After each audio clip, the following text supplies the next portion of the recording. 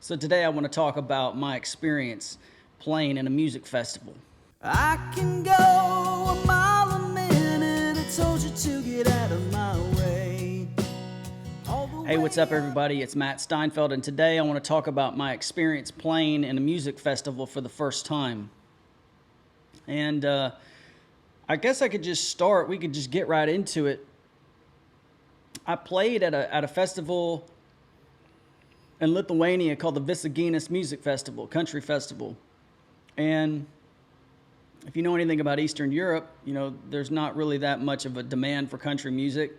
Also, we had COVID lockdowns, and so there was a limit of people that would probably be able to play and probably a limit of people who played country music. But I saw this posting and did a little research about places or festivals to play in.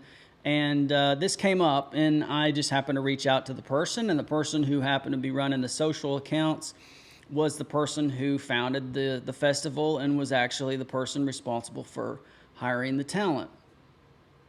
So I just on a whim sent a message and said, introduced myself and said, you know, hi, I'm Matt Steinfeld. I'm a singer-songwriter. I play country music. I have several albums out.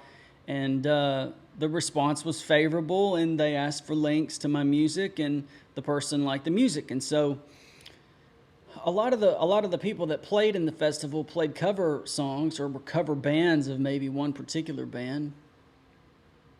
But I think the diversity of the music and the fact that there was original music helped. Now, obviously, that's going to be the case in the U.S., where there's a lot more competition for country music artists. And there's a lot bigger festivals that draw a lot more people, and so there's going to need to be more established talent. But this was perfect for me because I think that all of these factors played in my favor. So the first thing that you need to do is you need to find out who's running the festival. You need to find out who's organizing the festival. And if it's not the person who's organizing the whole festival, who's in charge of finding the talent and hiring them? It may be easy, it may be complicated, but it helps to have music. It helps to have your own music out and have some things to send along. Now, one of the things that they asked me early on, obviously, was the links to my music. You need to have all that organized. And maybe they only listen to music on Apple or Amazon, you know, and not Spotify, or maybe they want a YouTube link. If you have all those links organized, of course, it's going to be easier just to send along in a quick way, and you're not scrambling. She asked for a website, and I don't have an artist website, and so I kind of immediately was panicking and tried to throw together like a Bandzoogle thing, but that wasn't necessarily that important as long as I had some type of way to pass along this information. One of the things they asked for was a bio. Not a long bio, but one to go on their website when they posted who was going to be playing. And basically this bio, you can Google this. Google, you know, short version, shorthand of you know, artist bio. But basically it just explained what I was doing, what kind of music I made, you know, what kind of my ethos was, or, you know, I just explained, you know, the general sense of my music and what I'd been doing. Obviously, if you'd played other shows, you want to talk about that. If you've collaborated with anybody of importance, you want to include that as well. But all of that wasn't necessary to have a website. But she also asked for photos. And it's really important to have professional photos. I had sent along photos that I had taken of myself and maybe some that I screenshotted off some of these videos playing, and some of those were decent, but we'll get into photography a little bit later. But she asked for obviously a bio for the website. She asked for my music in order to vet me against other potential people, and she also asked me for professional photos and for promotion and marketing purposes. So all of that, if that's prepared and ready to go, that's going to be helpful for you in terms of pitching what you you know, any festival that you would like to be a part of. The next thing became a bit of a problem, but it got solved, but that was the issue of money. Now, it's important that when you get accepted to play at a show or a venue, that you discuss very clearly about payment. Not just how much, but also in this particular case, they had to take out particular taxes for me, and they had to pay taxes to their government on my behalf. Now, that's not always the case in the U.S., but sometimes it is. Always get a contract. Always, I was kind of less strict in terms of this my first time, because I was just happy to be there, and I wasn't trying to, you know, make them upset or frustrate them in any way. I wanted it to be really easy, but in hindsight, always get contracts that state very clearly what they're going to provide for you. Now, what they provided for me, which was great, was not just, you know, a fee or a amount of money to play, but they also offered other things, which is typically called a rider, R-I-D-E-R. And a rider is a list of things that you need in order to show up. Sometimes it's catering in the backstage, sometimes it's free drinks, sometimes it's a bottle of whiskey, whatever. You've probably heard this before. Certain bands have different riders. You know, Mariah Carey, for example, like only wants green peanut M&Ms, or, you know, something strange like that. I didn't really have a lot of demands, but it's important if you need those specific things. If there's catering or whatever, you want to let them know if you have an allergy or something like that, because sometimes food's provided, which in this case it was. So a rider is something that is important to think through. What is it that you would like, and what can you get out of the festival on top of the money? If they're generous, they provide certain things. Maybe they're hosted by a sponsor. You could possibly get some free stuff or whatnot. Obviously, you want to look out for yourself and make it the best experience for you. Next came sound stage or sound check. And this was a really, really eye-opening experience for me, because it allowed me to get up on the stage, which was a substantial stage. It was probably the biggest stage that I've ever been on. And it was really good to talk to the music technicians and the engineers, and you know, they helped me understand my instrument better. They helped me understand, you know, how my instrument works in a PA system. And it turned out, you know, my pickup and my guitar, my pickup is somewhat dated. You know, it's not like the new ones. And there was a little bit of issues with buzzing and feedback and whatnot. And so it's always a good idea to ask as many questions as possible to get all the information that you can from your engineers about your particular instruments. And it also allows you to get up there and play and feel comfortable without an audience, and kind of get used to the set that you're going to be playing maybe the next day, or maybe later on in the day. It also allows you to, you know, hear yourself, get a feel for the situation, and to assess maybe some things that you might need to change before you actually go out and perform. But it was very, very helpful, and something that, you know, it's hard to explain, or it's hard to even experience unless you actually are there doing it. And so for me, it was good just to get that repetition in, and to get that experience of, now I know certain words to use now. And it's important too to think about not just your rider, but what you need on stage. So for me, because it was just me and a guitar, I only needed a microphone and a plug-in jack, plug-in cable for my guitar. Some people needed, you know, had drummers and bassists and keyboardists, and they had to hook up all these particular instruments and mix them, and it took a lot longer for them to do that. But for me, it was pretty simple. Also, you know, if you have like a set list or something that you need taped to the floor, or maybe put on a stool or a table next to you, it's important to know what it is that you need, because when you go out there, you want things to go as smooth as possible. I wanted a bottle of water, and I wanted to have a piece of paper, a small piece of paper with the set list on it, so I would know which songs to play in which order without having to memorize it. And if the wind had blown that thing off the stool, I would have been stuck. I would have been in trouble. But because I went on during the sound check, I was able to say, "Hey, look, can you have a table here for me? When my set begins." And of course, they take those notes and those cues, and they adjust after every performance. You might see technicians or engineers kind of moving between sets. They're setting up according to the specifications of the next artist. So they put on my rider, have a small table and a bottle of water, and maybe, a heavy object or something to weigh down, a piece of tape to hold down the set list. That's extremely important, just so you feel comfortable when you're up there and you don't have to bring a bunch of stuff in your hands on stage.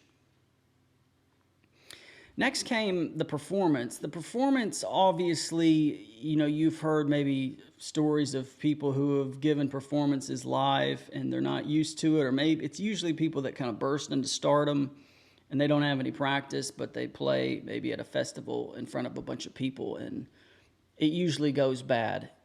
I rehearsed several weeks in advance. Every day, every other day, I would stand up in my living room, set up a microphone, and I would pretend like I'm playing in front of people and time it and make sure that everything was on point, maybe even practice saying some things between the songs in order to feel comfortable explaining, because when you're up there, especially if you don't feel comfortable speaking in public or in front of 1,000 people or several hundred people, it's difficult to do.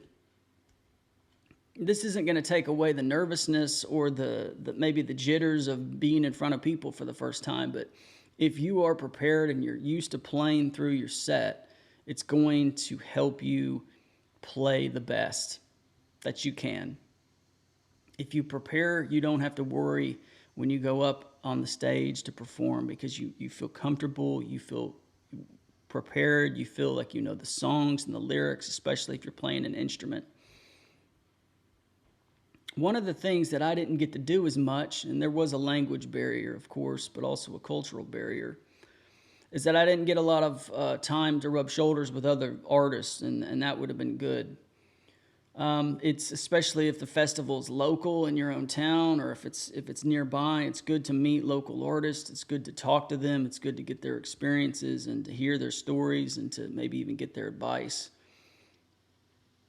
Networking is maybe they introduce you to someone else or someone they know at another festival or another venue or another show. Maybe they loved your set and they asked you to go on tour with them. They're just a step ahead of you and can help you in terms of getting into more venues. That's a great opportunity for people when they play at a festival. There was like an after show tent for the artist that just lastly performed. And they encouraged people to come by and take pictures, sometimes autographs or buy merch at their table. And so I went to the merch table after I played, and it was really cool because there was a couple people there that said, "Hey, look, I really liked your songs. I really appreciated your set. Can I get a picture with you?" and whatnot. I mean, it was super flattering, and I didn't expect that at all. But always expect maybe someone could possibly be touched or enjoy your music. I know it's easy to be insecure. I know I sure am, and think, well, why would anybody want to talk to me? I'm nobody. But people come up if they like your music. If you practice and you're prepared and you execute and you do it well, people are going to respond. Some old lady wanted a picture with me. Someone even asked me to sign their cowboy hat. So it was really, really cool and a lot of fun, and definitely the first experience of that in any shape or form. I've played publicly before. I've also busked. People have said nice things, but I've never had my picture taken with somebody or someone asking for an autograph. So All of that was super positive. Of course, afterwards, you know, I was one of the first people to play because I was probably the most unknown out of all the people that played. This is my first festival. I don't have a history record of playing publicly, so I was playing first. But you know, it was good to with some of the interaction of the people that I was able to, you know, talk to and be around, especially with the catering. You know, we were able to kind of just see people regularly. As I said, it's always good to reach out to other people.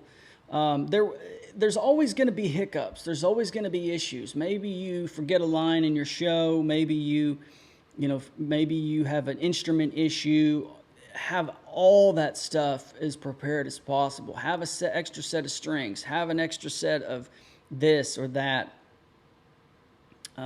Whatever you wear up there, you know, it's important that you're probably going to be a little bit uncomfortable. If it's hot outside, if it's raining, if it's all of these things play into the factors of playing live. When it comes to getting paid, it's always important to be professional. And unfortunately, there's a lot of venues and a lot of festivals. Most big festivals are professional. They have to be in order to function. They have to be organized in order to function.